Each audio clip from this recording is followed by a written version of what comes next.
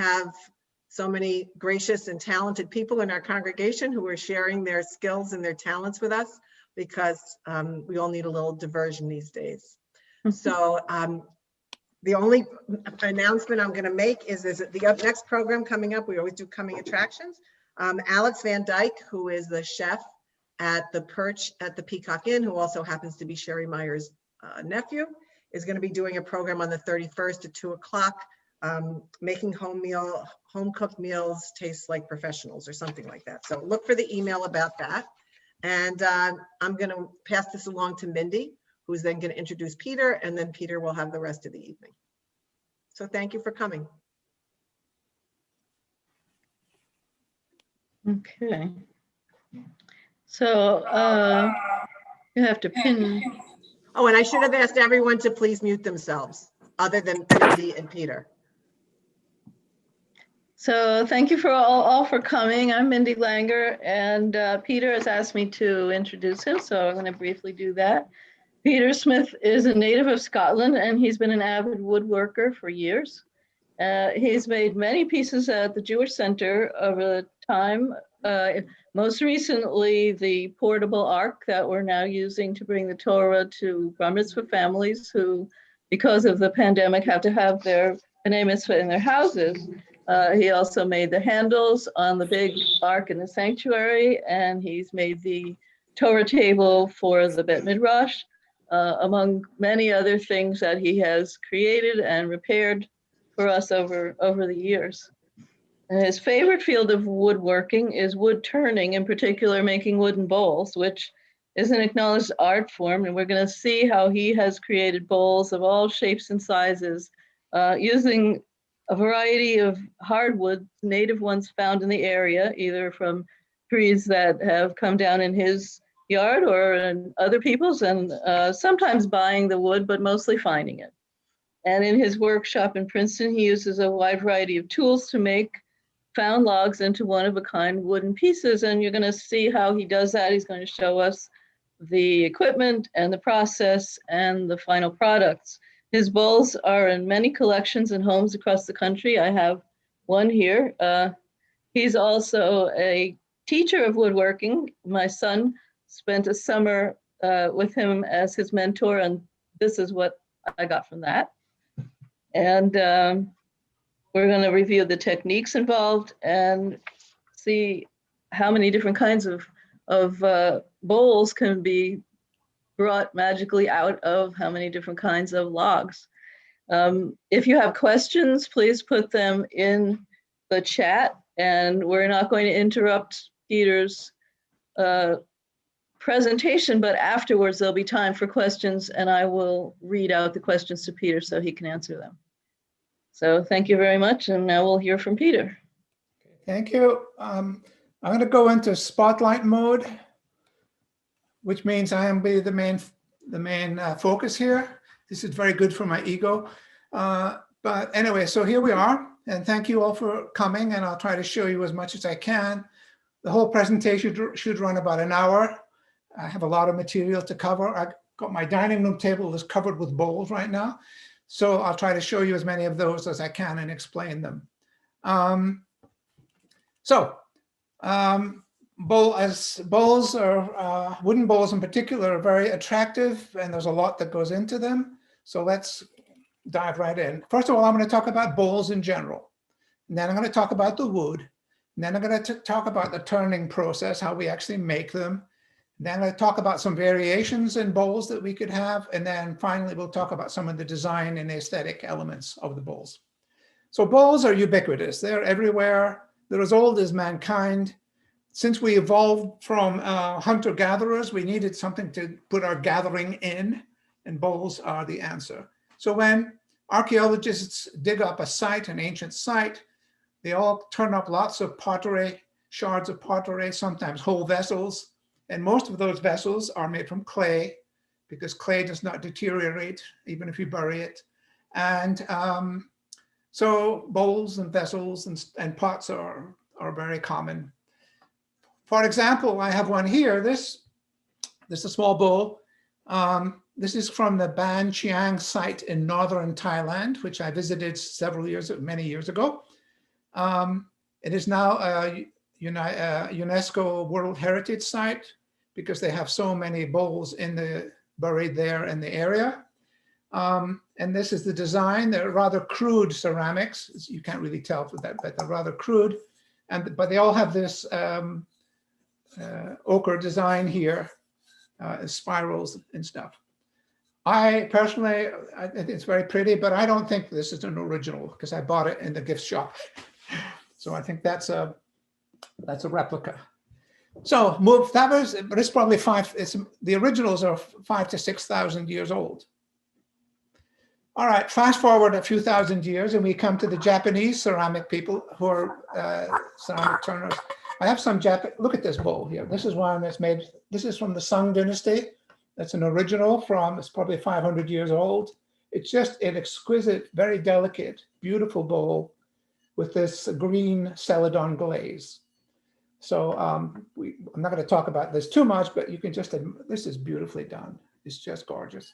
Here's another one with celadon, but it's a darker celadon. This is from Korea. It's got nice designs around it. And again, this is probably 500 years old. So bowls are as old as human beings. And as I say, they're all over the place. There's the Japanese one and a Korean one. Here's another Japanese one. It's, I really like this one. It's fairly big. It's very useful size. The design is very, very pretty. The blue is very strong.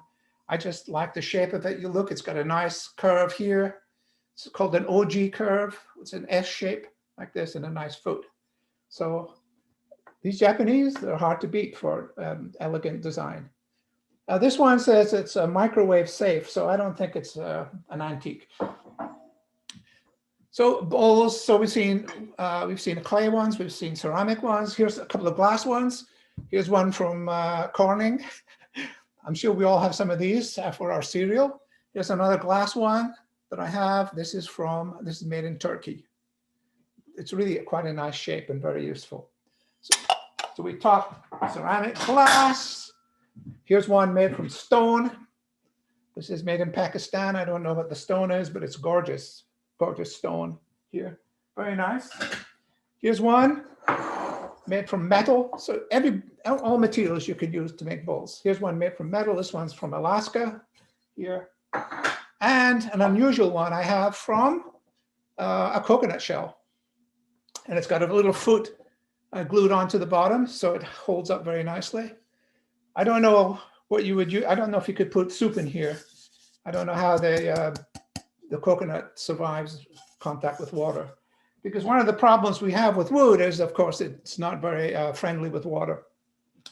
So those are a whole different series of bowls, quite nice ones. Here's a wooden one. I got this. This is from the Philippines. It's acacia wood. This is 40 years old. We use this almost daily, and it's still going strong. It's just the right size. It's not terribly elegant. It's a bit heavy on the foot here. The foot's too wide. The curve here is a bit, it's not very subtle. It's okay. It's certainly usable, but it's not as elegant as it might be. So this is a wooden bowl. But the reason we don't find wooden bowls in archaeological sites is that wood rots. So if you bury wood in the ground, it doesn't last very long. So it's a problem. Also, wood can't hold wet things. So if you have a wooden bowl, you really can't use it for soup or cereal because they disturb the wood and they can crack it and stain it and all sorts of stuff. So wood, it's just a difficult medium to work with, which is why we don't have many wood bowls that are old. So I have a couple. Here's one. This is an old bowl. This is probably about 100 years old. It's maple, but you can see it's really lost its grain. You can hardly tell what's going on. In fact, there was a crack down here. I sealed this, and I don't know if you can tell, but it's warped. You can see it's a little bit scooped here. And if you look in here, there's a terrible stain in here from something. Goodness knows what all went in here. This is made in, there's a stamp on the bottom, Munising. There's a lot of these bowls. Munising was a factory in northern Michigan, right on the shores of Lake Superior. And they had a machine shop there, and they turned out lots and lots of bowls like this, all from maple, all of this shape. And you can still find these around in antique stores. And some people in Princeton I visited still have a couple of these things around. So it's very utilitarian. It's seen better days, but it's okay. We can use this one. I have another bowl here. This is a nice one. Look at this one. This is a maple. I made this over 30 years ago. It has 2 beads on here. These are called beads. They're very handy for holding the bowl with. They give you extra secure grip. This one, as I say, is over 30 years old, and we've used it all the time for salads, particularly if we have a dinner party and you need a salad to go in here. It's a big bowl. So, but it's very nice. And I don't know if you can see, there's some nice grain in here and so on. So this is 30 years old and still going well. It develops a very nice patina over time. And we certainly get out mileage out of that one. Here's another one I have. This is a fairly recent one. This is a big bowl. I don't know if you can see this. It's walnut.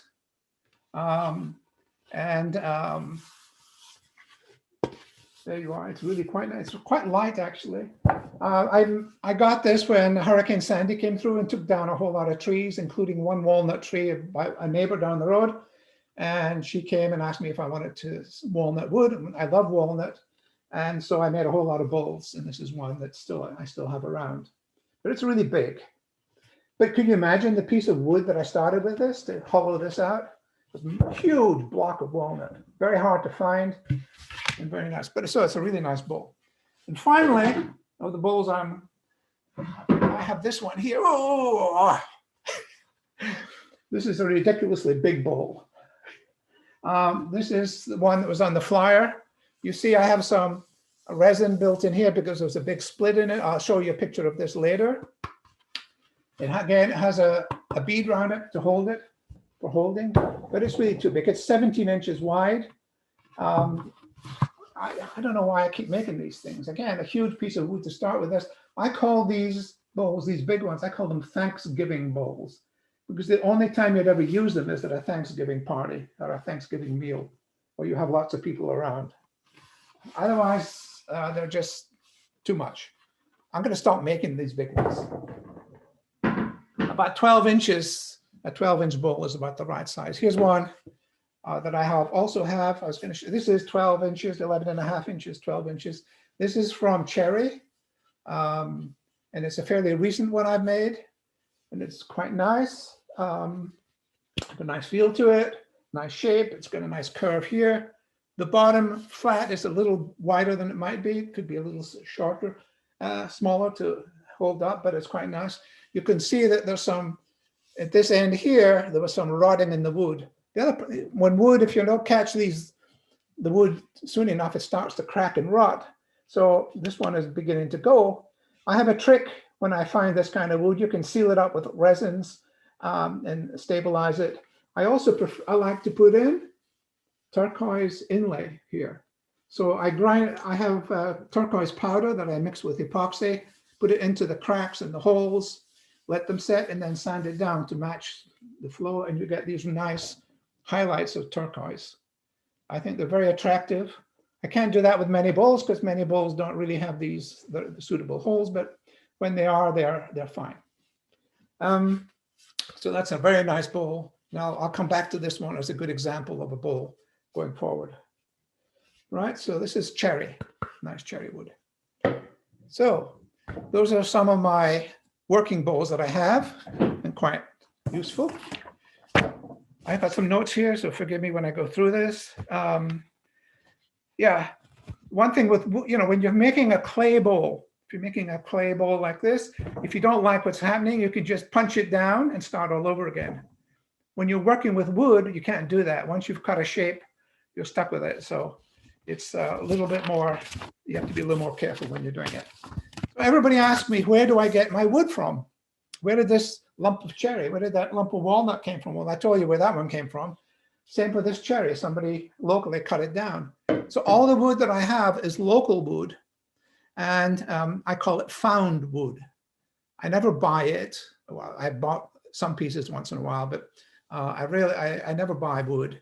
I scavenge wood from people who are taking there's trees coming down all over the place. And you just have to find the right one when they've cut it up to size. And most of the time they'll just put it on the carob side to be taken away by the municipality, in which case it's free. You just pick up as much as you care to. Sometimes if they still have it on their plan, you can go up and ask them nicely if they could spare a couple of logs. And the deal would be that if you get a couple of logs, that you will make them a bowl as a souvenir. Sometimes you've heard the phrase the ambulance chaser, where lawyers chase after ambulances to sue the culprits who've caused the problem. I sometimes think I'm a bowl chaser when I chase after a wood firm and say, oh, you're taking that tree down, let me know, and I'll come and get some wood, and I'll give the owner, if they're interested, I'll give them a bowl. So local wood, when it comes down off a tree, is called green wood. It's very fresh, it's very wet, it's heavy, it's wet, and it's really heavy because it's full of water. So you have to be very careful with it, because if you're too late and using it, it begins to split and crack, and sometimes the cracks can just destroy the whole log. You can't use it anymore. So if I am cutting if I'm cutting a tree down, or a tree is cut down and I'm going to make a bowl from it, I will wrap the piece of wood. We call it a blank, a bowl blank. I'm going to wrap the blank in a plastic bag to keep it from drying out. And it keeps in a plastic bag for a few weeks.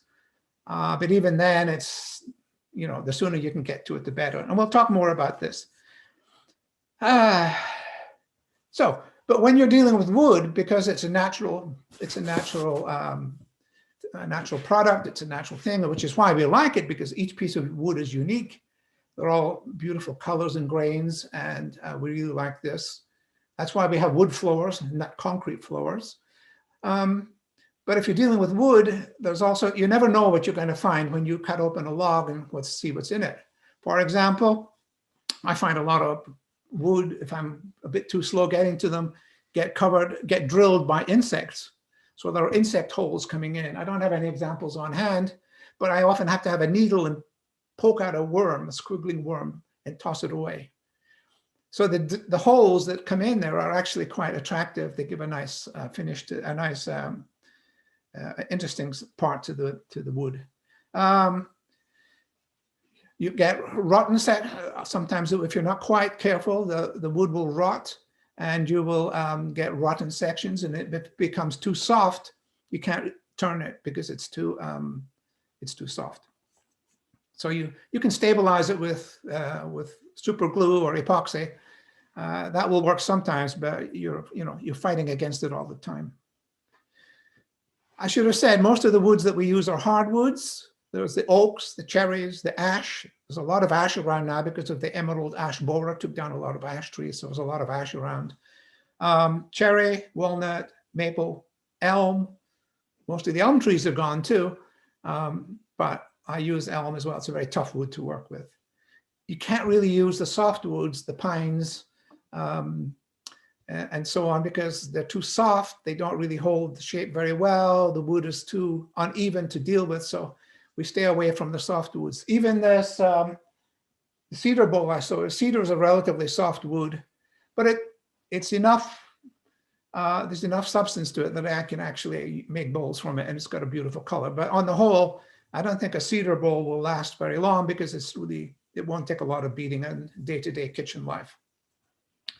All right, so how do we actually turn a bowl? Well, I'm going to show you some pictures. I'm going to talk for quite a bit, and then I'm going to show you some pictures that will help to make it clearer what I'm talking about, because a picture is worth 1,000 words.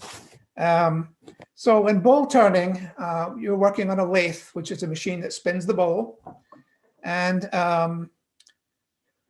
that's what we do. And a wood lathe, I'm going to show you a picture here. But because these blocks of wood, the blanks, the big ones, are really heavy, you have to be very careful in case they come off the lathe, because if they can come off the lathe, they can hit you in the face and cause a lot of damage.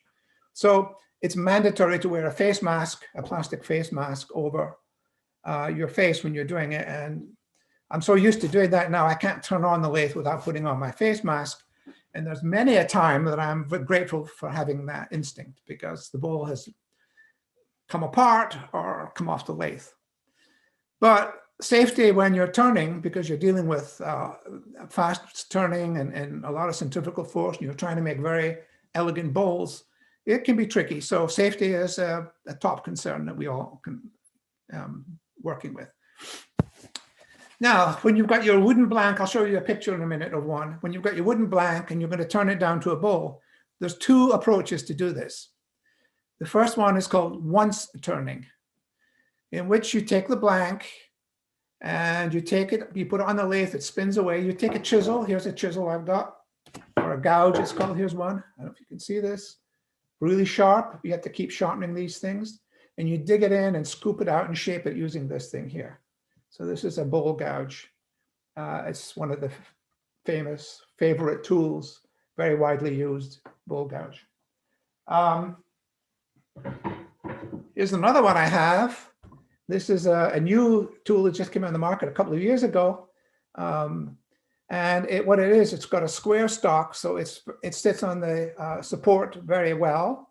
And it's got this cutter at the end, which is made from carbide. So it's very strong, very sharp, and doesn't wear down very well, very easily.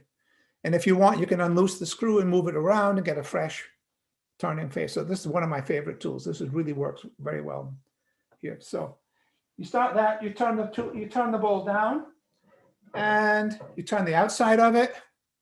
You turn a foot on it to hold it in the lathe. You turn it around, you scoop out the middle, and you've got a bowl. But this is wet wood. You take it off the lathe, you cut it off, you clean up the foot, and you leave it aside. And as it dries out, it will warp and sometimes crack, but it will warp and change shape a little bit. And you never know what you're going to get. So I don't really like this approach. The once turning is a bit tricky because you never know what you're going to get. And on the other hand, it's pretty easy to do because the wood is soft, it's very wet, and you can make a bowl very quickly.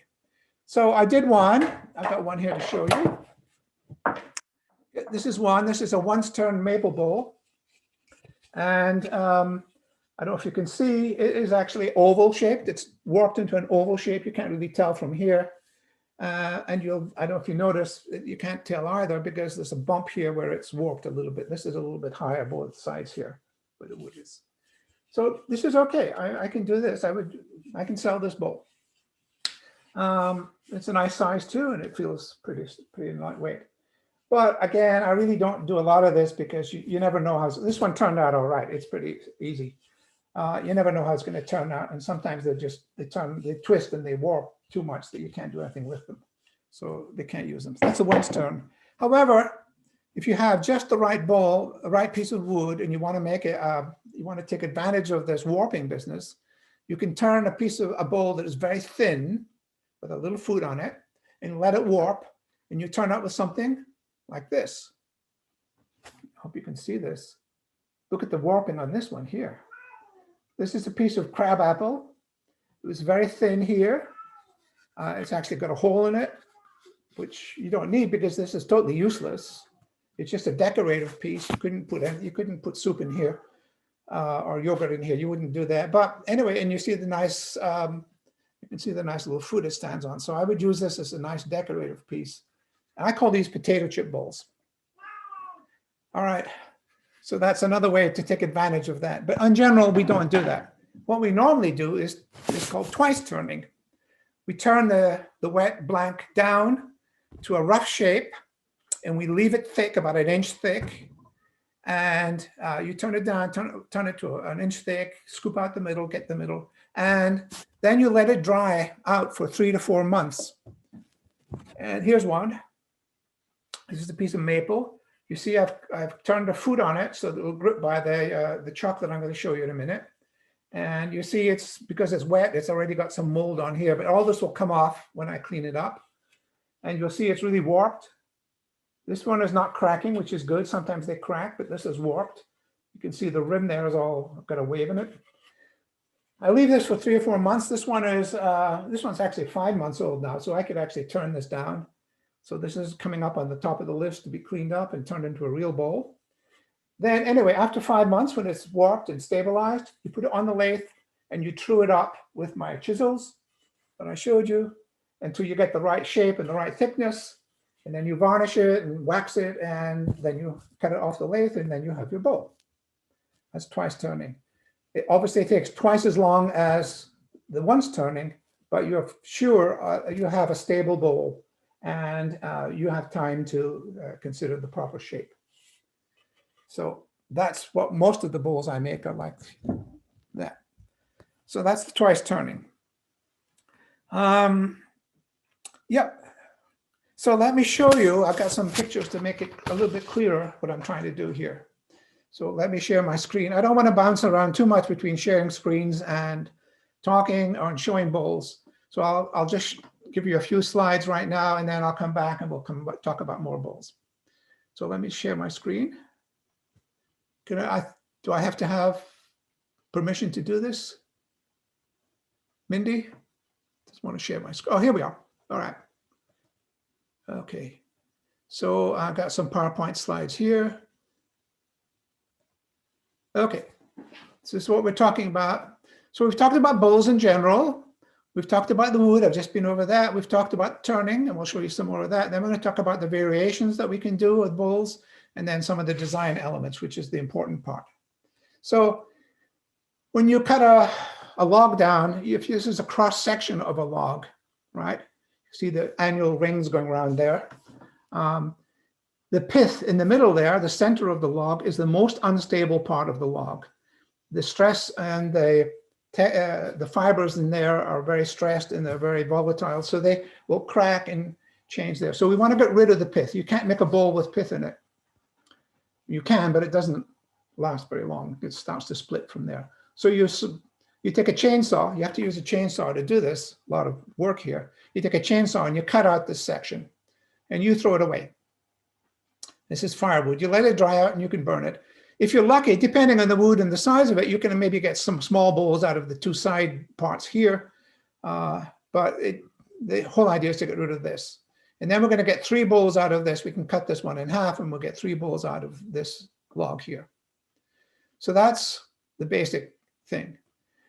So here's one. It's a real log that we've cut in half, right down the vertical there. You see the pith, which should be here, is pretty much gone. I'm not sure if this is part of the pith. I can't tell from this. The bowl is going to be cut from here, right? Most people think that I make the bowl from the cross section in that way, but no, that doesn't work because you can't get rid of the pith. But this is what we do. This is where the bowl is going to go. Now you'll see here, I'm just looking for one of my samples here. Oh, I have it. You see the grain at the end here, down here, the grain here is pretty strong and nice. And likewise at the other end, and in the sides, there's no grain. So when I scoop out all the wood in the middle here, then I'm going to have heavy grain on one end and heavy grain on the other end. So if I can show you, if I stop sharing, I can show you a bowl where this is obvious. So if I take this, like this, you can see I got heavy, this is a piece of maple, very strong heartwood in the middle here, no color here and color here, because the wood was running, the grain was running, the heavy heartwood in here, but it's all scooped out. So this is a piece of maple with very strong coloring to it, but either very dramatic, very attractive, but not unusual to do that. Okay, back to share screening, bear with me. Okay, where we are. Oh no, this is what I want. Here we are. All right, so that's what we do. Now the trick, of course, is, see, I have a lathe here, right? Here's a picture of a lathe. This is a wood lathe. You can get metal lathes, which work on the same principle. They're slightly different design. Anyway, you've got 2 parts. There's the headstock. This has got a big screw here. This is where you screw on the bowl blank. There's a motor here that spins this headstock very quickly. You have an emergency stop here because if things go wrong and you want to see what's happening, you have to stop it. You have a tailstock, which is got got a point on it, and you can put these together. You don't use the tailstock very much when you're bowl turning. You use this when you're making, for example, a baseball bat or a table leg, and you go between the headstock and the tailstock. You put the piece of wood there, and you can turn it down to the shape you want. When you're using a lathe like this for bowls, you don't need the tailstock so much, although it is useful sometimes. If you have a big bowl, you can take it up and use it to support it and force it into the headstock. How do we attach the wood to the headstock? Well, here's three ways to do it. The most common one is on the right. It's called a faceplate. It's got screws there you can see that I screw in. So this sits on top of the surface of the bowl. This will become the surface of the bowl, the top bit. You screw that in, then the screw this here goes into the headstock. So this is very common. This is very widely used when you're first roughing out a bowl. When you've got a bowl down to the size that you want and you can turn a foot on it, you can use this here, which is called a jaw chuck. Go away. And oops, where was I? Sorry. This is a jaw chuck. These jaws can be turned and clamped into the grip the foot of the bowl. The jaws are interchangeable. You can make them smaller or bigger, depending on the size of the wood. So that's this is very, very useful tool here. And then you have what is called a screw chuck, in which you have a really special screw here that you can drill a hole in the blank of the bowl and it will screw in there. And this screw here has very wide flanges on it, so that it really holds the wood very tightly. So I used to use this a lot. I use this a lot now, and the faceplate for big bowls. So let's see what else we've got to do. Here's a guy, this is my landscaper, taking down an ash tree that was in my front yard. This is about 3 years ago. You may think there's a whole ash tree above that, but it's not. This is the top. There's a cut here where the rest of the tree has already come down. He's just taken the final piece of the chunk out. This was a shame because it was a beautiful tree. It loved the shade, but it was dying. So we couldn't do much with it. We had to take it down. We had to get permission to take it down, but we did. I asked him to cut up me some chunks. Here you have the bowl chunks. There's about 16 pieces here. You can see it's a bit of a chainsaw mark here that is no big deal. All this stuff can be turned away. This is ash lying out here, but I can't leave it here for long. I said it starts to dry out and start splitting, so I need to move quickly, get it into plastic bags. And so I did. I'll show you later what I did with this. First of all, these things, you need to cut off the corners because you want to make your bowl blank as circular as you can. So you cut off the corners, and sometimes at the top there, you cut off a bit. So this will be, the faceplate will go on here, the face you're seeing. And here it is attached to a lathe. Now this is a big bowl lathe. I'll talk about this a little bit more, but it's a big heavy lathe that I use because this piece of wood is, 40 or 50 pounds, very heavy. It's hard work to get it to where it is like now. So we're going to put it on here, and this down here is the tool rest. This bit down here is the tool rest where my chisel is going to sit on here and dig into the wood and true it up. So I think I have a video. This is one of my students working on a bowl, truing it up.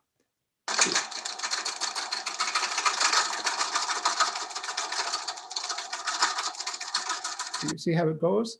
You'll notice this is the square chisel that I was showing you earlier with the carbide tip to it. It's very, very useful for truing this thing up. So you keep working at that for a while. Okay.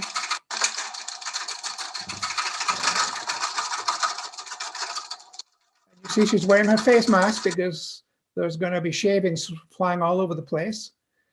So after a while, we get down to this shape here.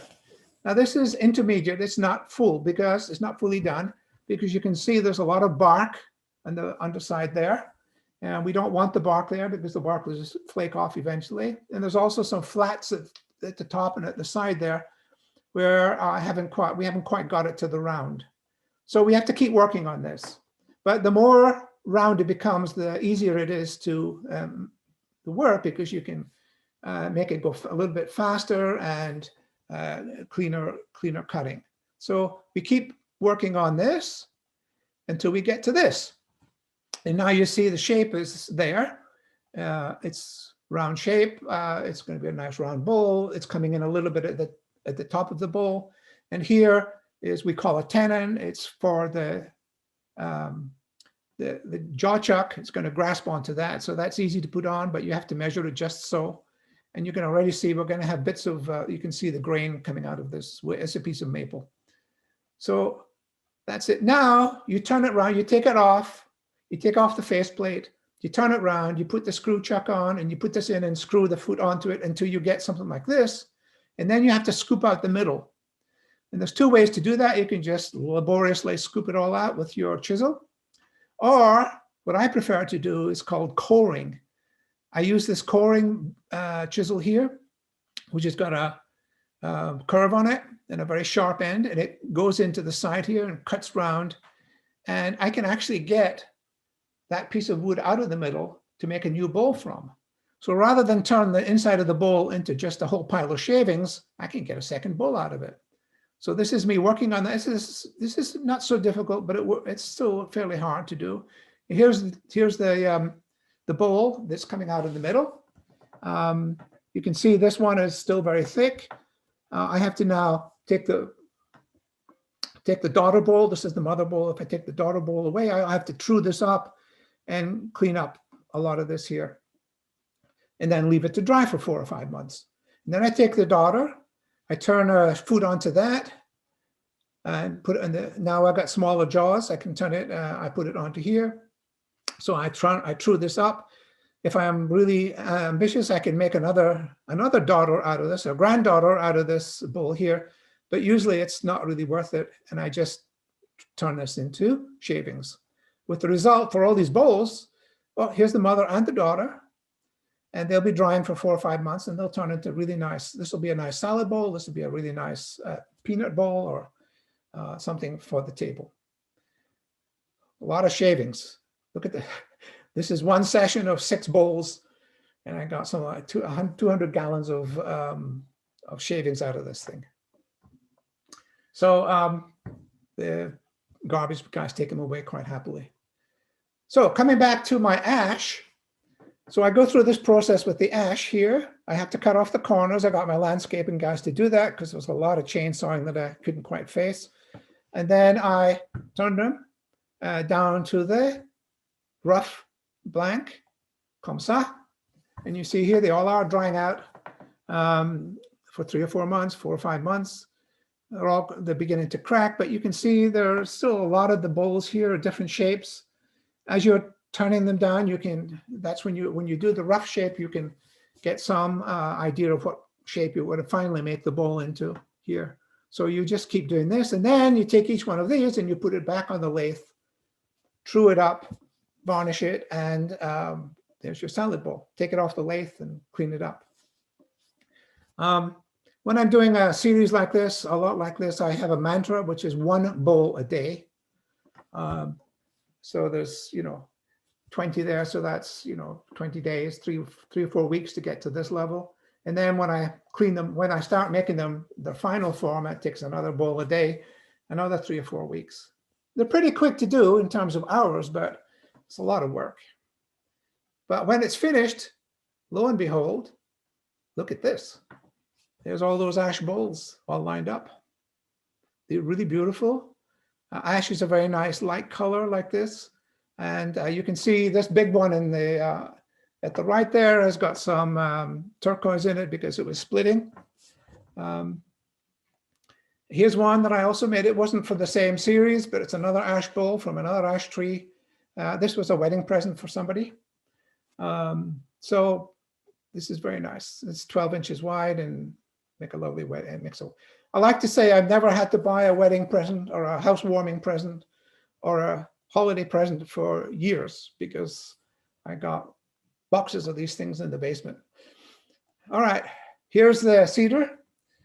You can see the one on the left, I have got a mother, a baby, another daughter, and a granddaughter out of that. And then on the right, I've got 4 bowls out of it. The middle bowl there, the small one, is fairly shallow, but it'll turn into a nice bowl. The one on the left here, this one here, is the big bowl. Like this here is on the lathe. You'll see the jaw chuck is holding it by the tenon here, this foot here. You'll notice there's a big gash down here. That's a fault in the tree. I wasn't quite sure what to do with this. That's a lot of epoxy and turquoise to put in there. So I actually decided not to use the whole bowl, but I was to cut it off here, more or less, and true it up that way. And that reduced the crack there. And that here we have, this is the bowl I showed you earlier. And you see down at the bottom here in the front, you used to see the turquoise gash, and there's some other turquoise gashes at the side, at the back side as well. This is my 17-inch Thanksgiving bowl. So that's where it came from. This cedar tree that came down locally. This is my lathe. This is the one I use. It's about 40 years old. There's a headstock on the left, the tailstock on the right, and the tool rest in the middle here. And you see up in top there, there's a dust extractor. When I'm sanding it, I get a lot of dust, what I don't really need to breathe, so I have it sucked out by that machine. This is an unusual design. It's a very functional lathe. It's a Victorian-based design, and they give you the headstock, the tailstock, and the tool rest, and you actually make the lathe bed, which is 2 big chunks or 2 big planks of oak there. Then you can get the legs and so on and put it all together.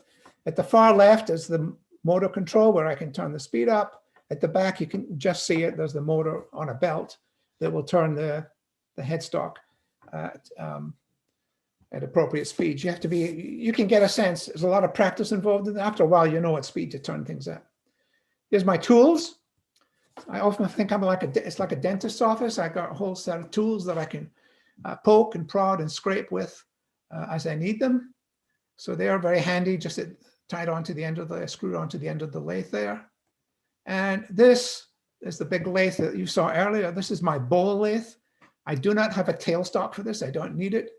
It's really heavy duty because these big blocks of wood are really heavy, and when they're turning, the whole lathe will shake.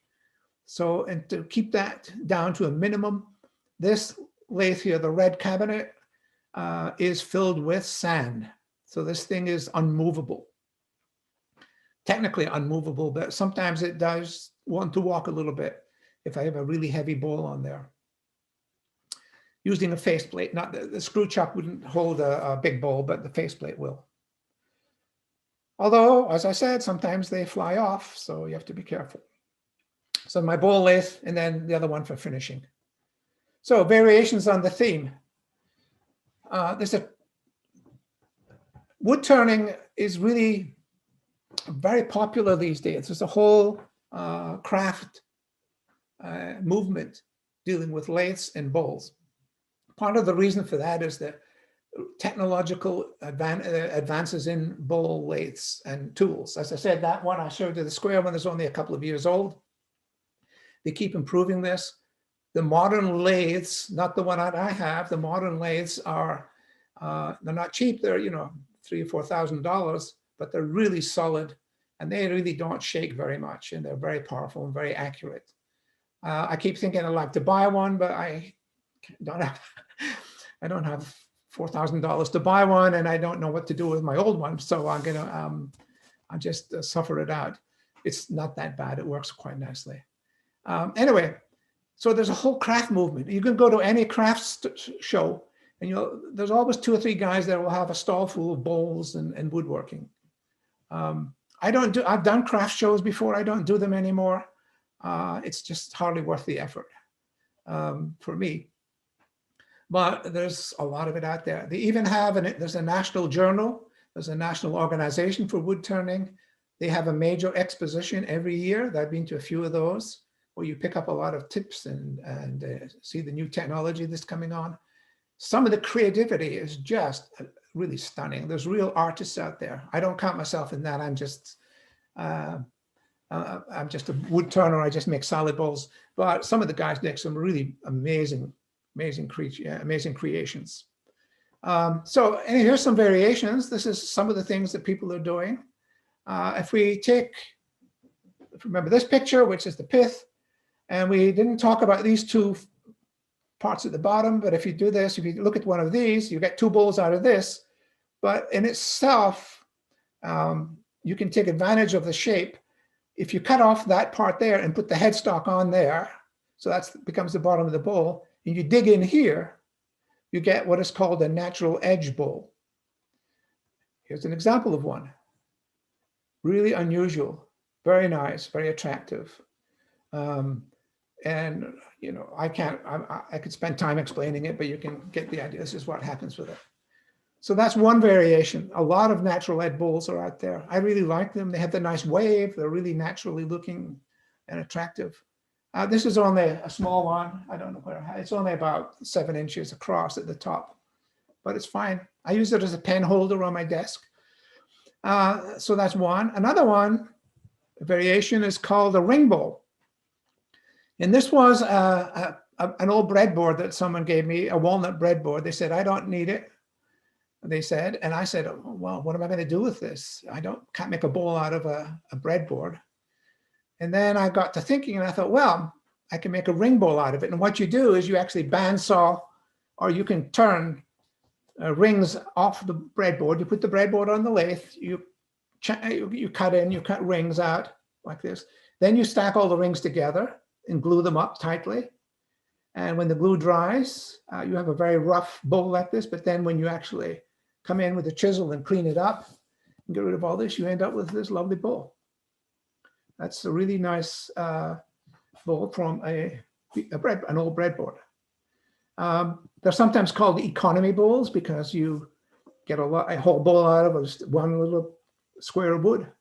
But it takes a little bit of fussing because you have to get the angles right and the joining is all right. So, but anyway, that's one. So I have some more variations here, which I'll show you if I can stop sharing. I think that's the end of this. Yes, I'm going to stop sharing now. And so let me just show you this. This is another natural edge bowl here, this one. In this one, I managed to keep the bark on it. So when I scooped it out here, it was fairly round here, and you don't have that big dip in it, but it's a natural edge, but you have saved the bark. Now you have to be careful because the bark is fairly easily removed, so I usually super glue this into place with thin super glue to firm it up, but here's a natural edge bowl. It's very nice. So that's one variation. Here's another ring bowl. Here's another ring bowl. Here, you can't really, I don't know if you can't really tell this is ring bowl. This is fairly old. I'm just, what date is it? 2008. So that's, what, 12, 13 years ago. This is a really nice piece of wood. It's called Padauk. It's an exotic. It's not you can't find this on the sidewalk. You have to go to the hardware store. You have to go to the wood store and get a piece of Padauk. And if you get a nice block this size, a nice square that size, you can't get a block of wood of Padauk for any reasonable cost. So I just buy a plank of wood, say 1 inch thick.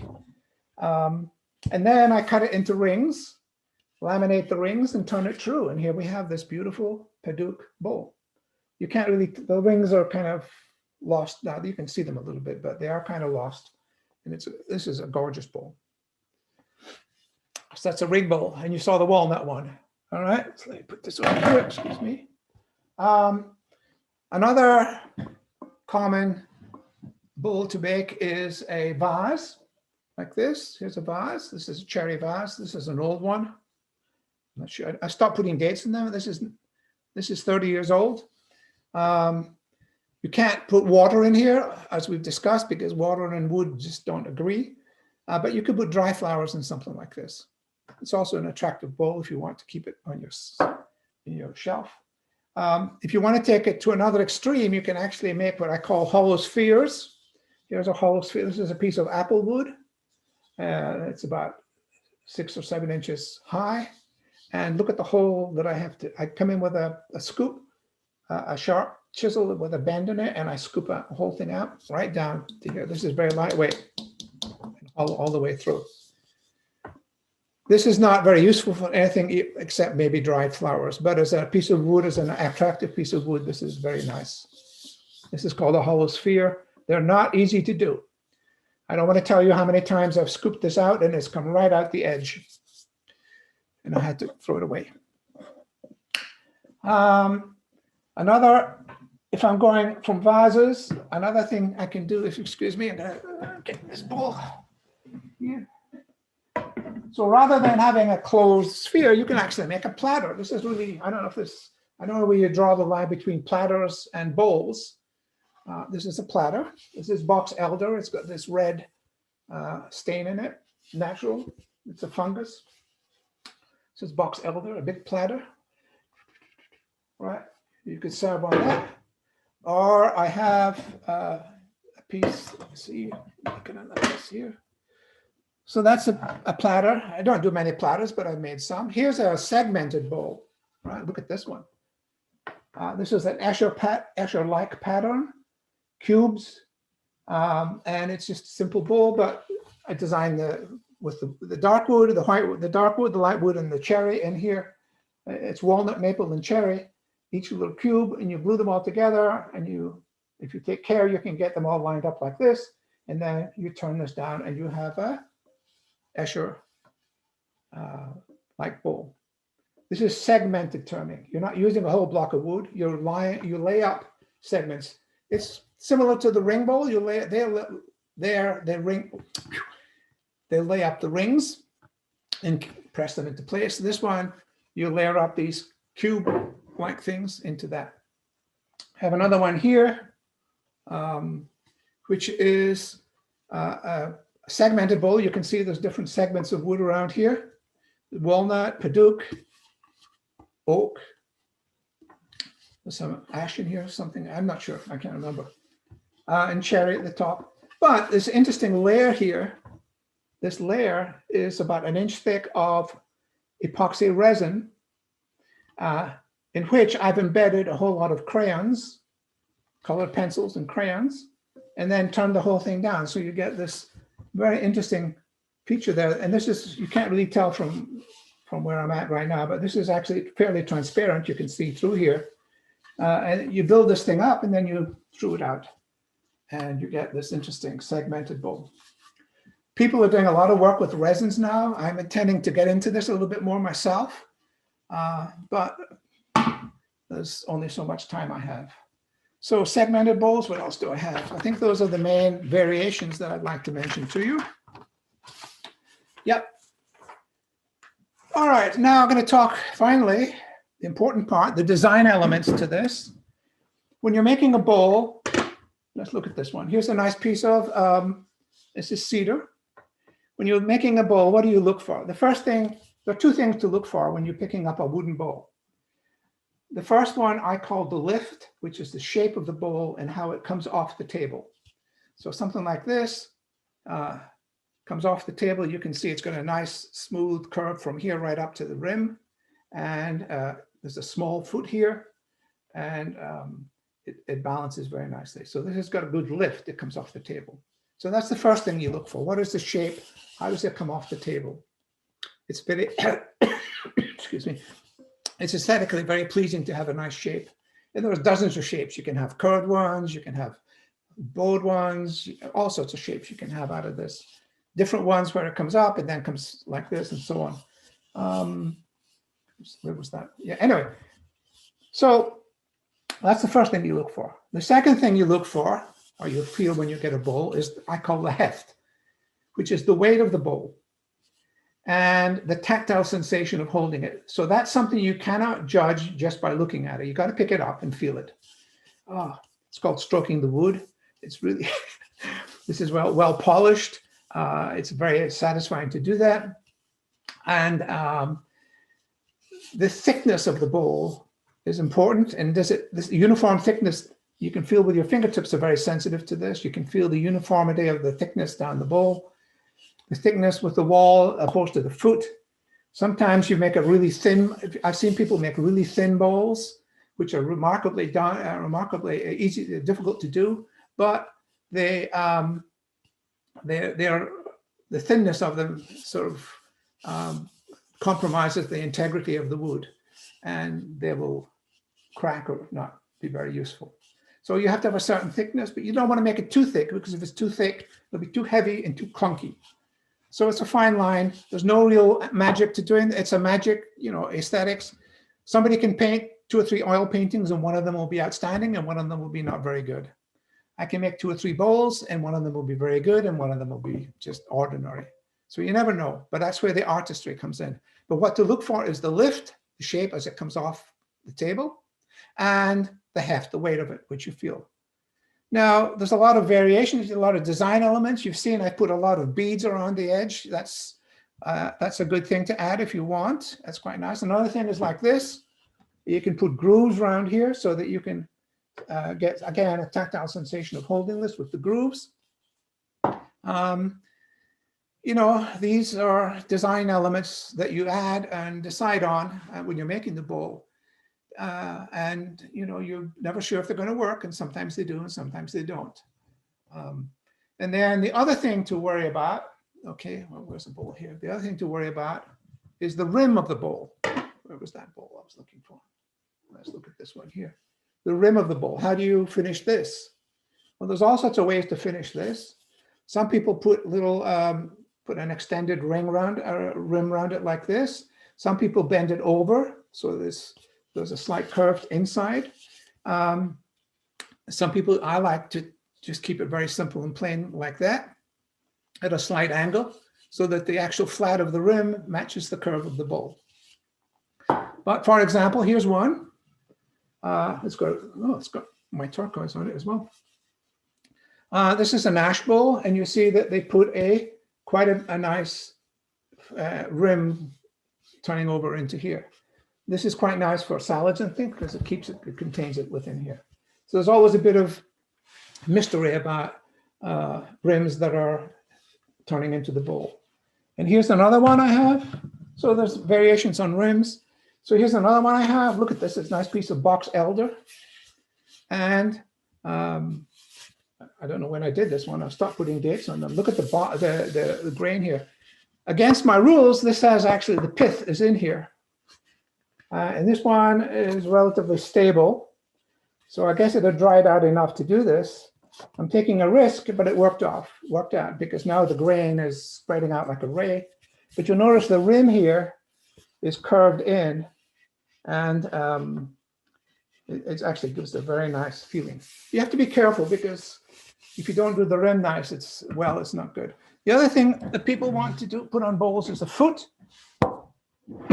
So I have a bowl here with a foot on it. You can see this here. This is something that gives it lift off the table, right? Because it's got a foot. And this is quite nice. I occasionally, depending on what the bowl is like or what I'm doing, whatever, I will put a foot on the bowl like I did here. But in general, I prefer not to put a foot on the bowl. I prefer just to leave the bowl without a foot and let it lift off the table by itself. So it's, again, it's an aesthetic judgment that you make at the last minute. So when you look at these things, look at the curve. Is it a nice smooth curve, elegant curve? Does it have any decorations? Does it have grooves or beads? You don't really want to put that kind of decoration onto a bowl if the grain of the wood is very busy, because it just distracts, you lose it. But if it's a plain wood, then a bead or a groove will be quite attractive addition. So what was I saying? Anyway, so this is a footed bowl. Those are some of the design elements that we have to worry about. It's up to the artist to make that. We talked about the base. I should have mentioned this. The base of the bowl here, this bit here, the base of the bowl, it's not the foot, it's the base, should be about 1/4 the size of the diameter at the top. And that gives it a really nice look. If it's wider than that, it just sits there. It's clunky. It just sits on the table without that lift. So the rule of thumb is 1/3 to 1/4 of the diameter to make the bottom of the bowl.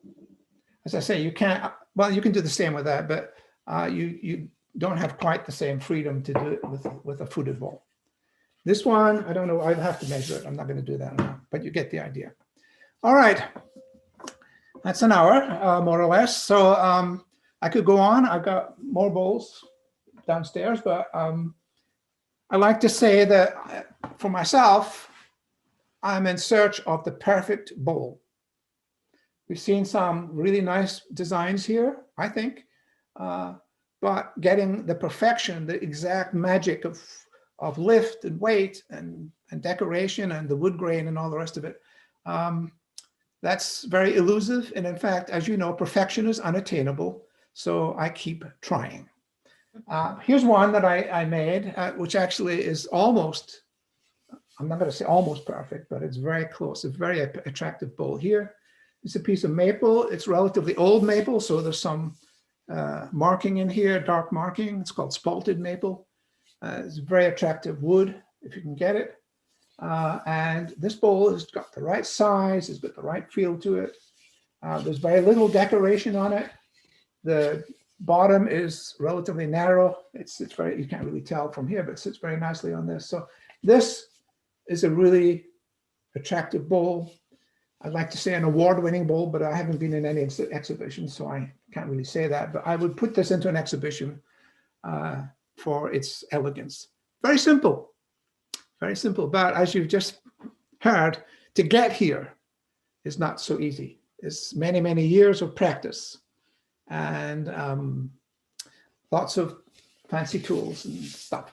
All right, I'm going to stop there. I could go on, but I'm going to stop there. And I'm sure Mindy has been collecting questions as we're going forward. So Mindy, over to you. What do I have to do to get out of here? You can stay because you're still going to be answering the questions. Right. But I think I will just make myself a pin also so you can see both of us. So I have a few questions that people have been sending. If people have more questions, you can go in the chat and send them to me, and I will relay them to Peter. Yeah, and I can do that. I can answer your questions, offline later on, if you send them in, if you have thoughts, second thoughts.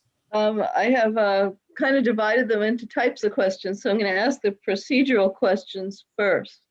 How do you keep track of how long they're drying? I date them all. It's a date here. So I know. The other way you can do it, and I have done this too, and you've heard it, you can weigh them every couple of weeks. And when the weight goes down to about 1/3 of its original weight, then you can say it's stable and you can do that. I can't be bothered weighing them, but if you're really anxious, you could. But I put a date on them. I got some bowls that are still 4 or 5 or 6 years old that I haven't turned down yet. They're pretty stable. Okay. Okay. Next one is what kind of glue do you use to get the rings to stay together? I use Gorilla White glue.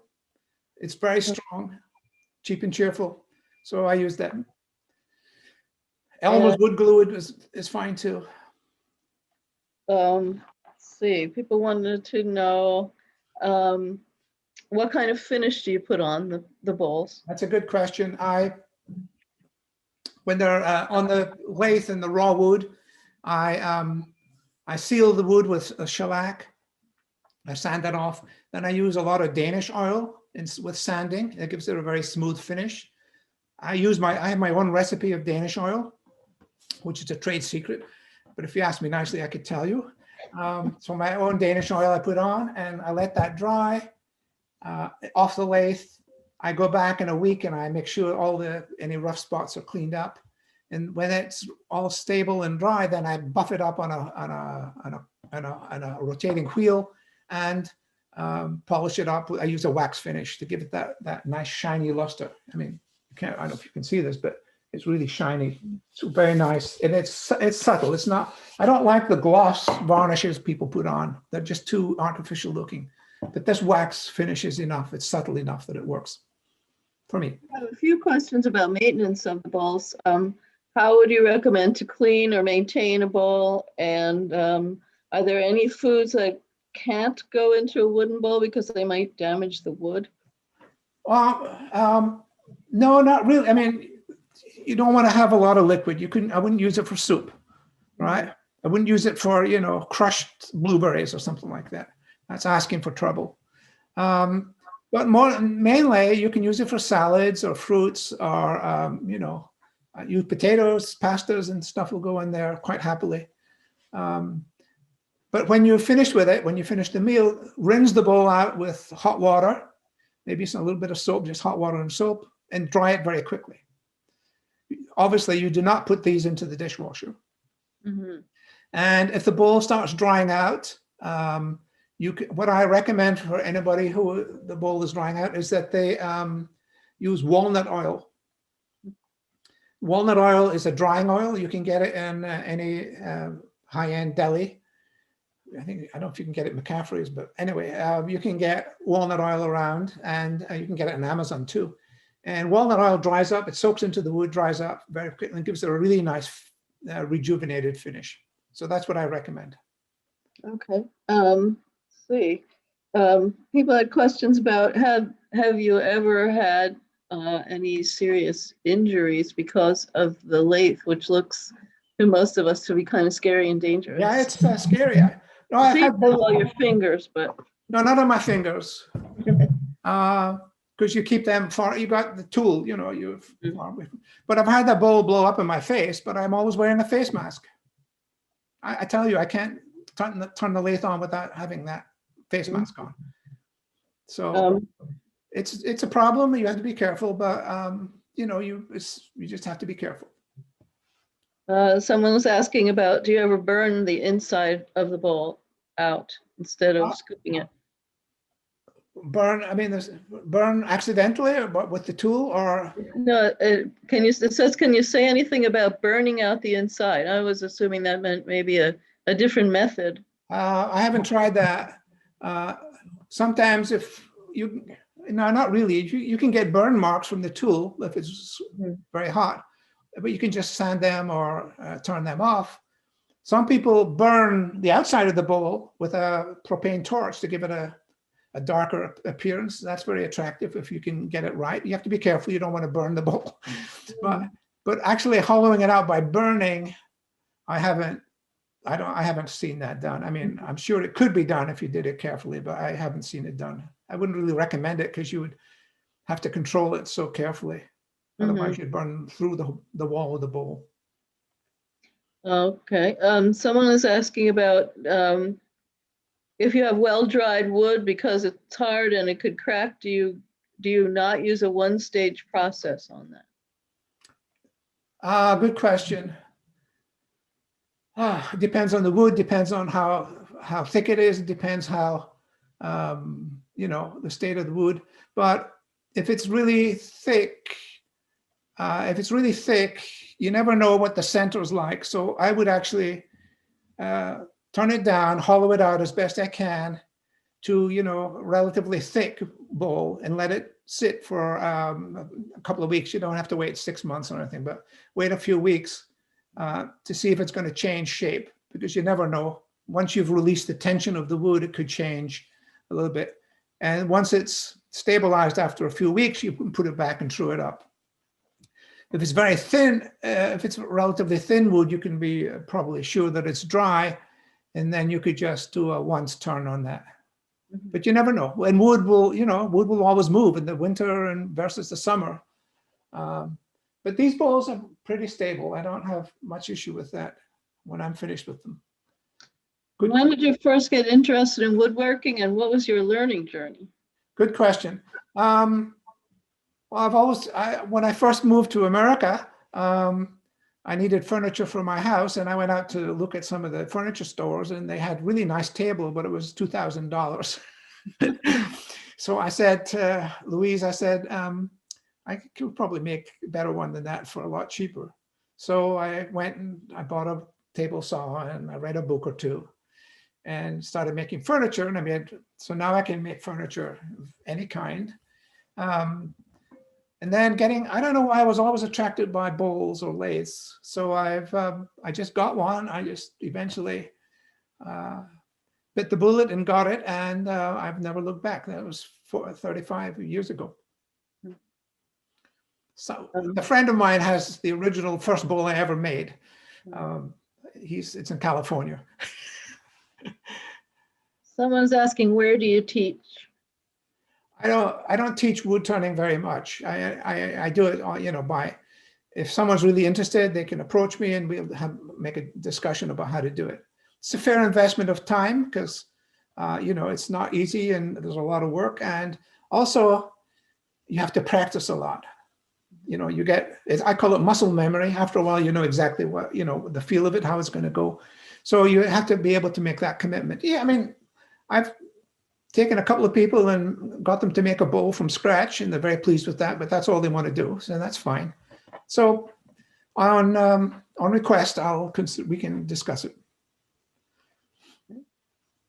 Let's see if I've missed any. Louise suggests that I ask you about Willard's Wood Store. Okay, Willard is a good question. Willard is a wood store. It's down in Lawrenceville. It's just off Baker's Basin Road. You have to Google it. It's a wood store down there. They have a wide selection of domestic woods of all thicknesses, oaks and ashes and so on. Really nice. Walnuts. I go there if I'm making furniture, I'll go there and get my wood for the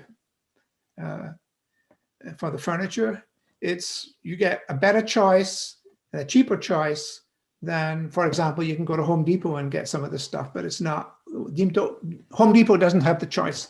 It has oak and maple and maybe some poplar, but other than that, you know, if you want the really wide woods and stuff, they have it all down there. So Willard Brothers, I go there probably once a month to see what they have and check it out. They don't do bowl blanks, right?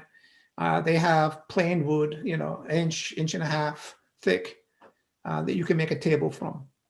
They don't do bowl blanks. There's lots of suppliers. You can go online and you can, the American Association of Wood Turners, the AAW, the national organization, has a magazine that comes out every quarter. You can go there. They have a whole lot of advertising at the back where you can find all the supplies you want, all the tools, all the woods that you want. But again, I really don't buy wood for bowls like that. It's not worth it. You make one mistake and you've lost $50 or $100. It's not worth it.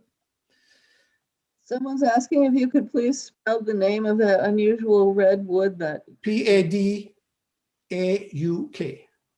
Okay, I'll put that on there. P-A-D-A-U, Padauk. Padauk. Okay. Yeah, it's from Asia somewhere. It's fairly reasonable. It's fairly common. I really like it. I like it in furniture. I use it for accents in furniture. If I'm making a table, I'll put a strip of that in it. It really gives it a nice highlight. Someone's asking if there's such a thing as a hand lathe, not an electrical one. It's a foot lathe with a pedal, a treadle on it, like an old sewing machine with a string that goes up and turns it. Yes, there is. People do that. Oh, it looks like I misspelled or I misheard. No, that was good. With a P, not a B. P. So my error. Sorry. I spelled it the wrong way. I will fix that. Okay. It's P-A-D-A-U-K, Padauk. Yep. There's variations on the spelling, but Mm-hmm. you can get the idea. That's right. That's it now. Yes. Yeah. Let's see. What else do we have? How many discards are there for each final bowl? Good question. Not that many.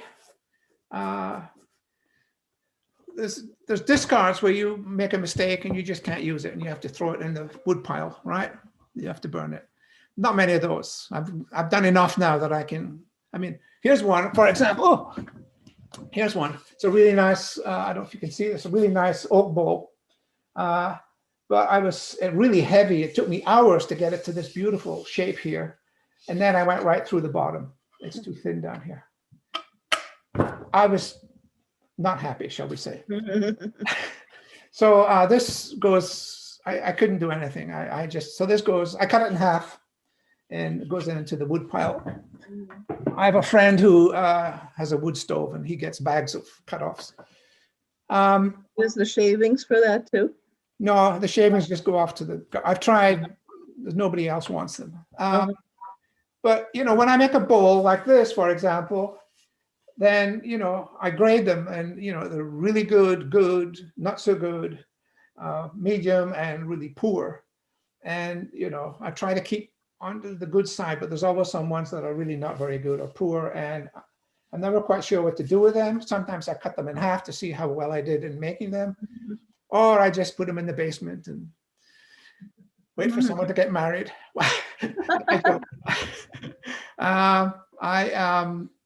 I wouldn't give anybody who's getting married I make sure they got one of the better bowls. So I got a whole pile of rejects downstairs. Anybody else have any questions they want to put into the chat?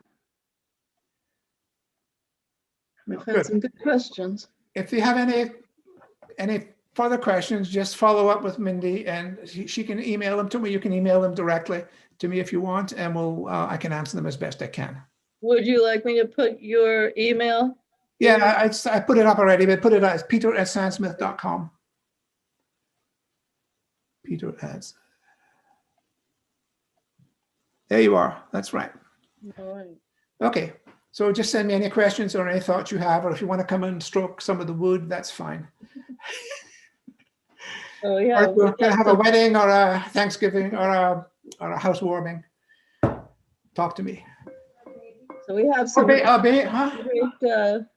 so we have some great appreciation notes and thank yous and all those things, and it's been fantastic, very, very interesting. Okay, my pleasure. Peter, I want to thank you for your willingness to do this. This has been fascinating. It's like a whole other view into knowing you. I've been in your woodshed, but I've never seen this level of detail or artistry. So thank you for doing it, Mindy. Thank you for moderating. It's just been fascinating, and your work is beautiful. Thank Thanks you. for sharing it with us. It's taken me 35 years to get here, but that's okay. All right, thank you all. Okay, All right, have a good night, everyone. Thanks for joining us. Bye. Thank you. So long. Thank Thanks you, again. Peter. Cheers.